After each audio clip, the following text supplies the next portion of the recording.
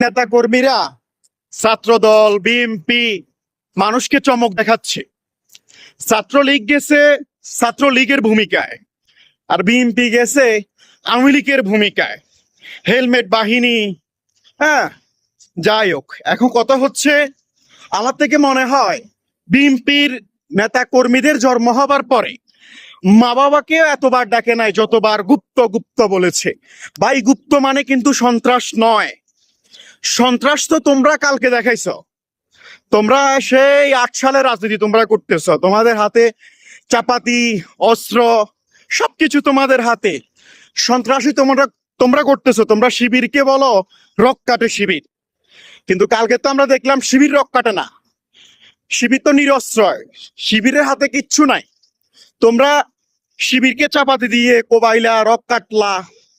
আর বাংলাদেশের মানুষকে কইবা তোমরা ছাত্র সংগঠন, বিএনপি সামাজিক কাজ করে।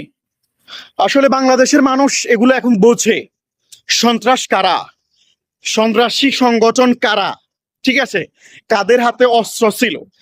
কথা হচ্ছে সেটা না, বিএনপির উপরে আওয়ামী লীগের ভূত ভর করছে।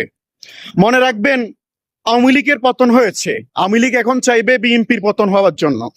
তো বিএনপি তো এখন সরকার দলীয়, আওয়ামী লীগকে কোন রকম যে পাতি পাটবে বিএনপি সেখানে হাত দিবে, বিএনপি সেটা করবে, ঠিক আছে। কারণ আওয়ামী লীগ চাইবে তাদের পতন হয়েছে, বিএনপির যেন পতন হয়। সেটার জন্য আওয়ামী লীগের দেখায় রাস্তায় বিএনপি চলতেছে।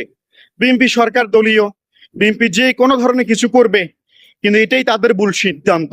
সেই ফলাফল ইনশাল্লাহ সামনে পাবেন।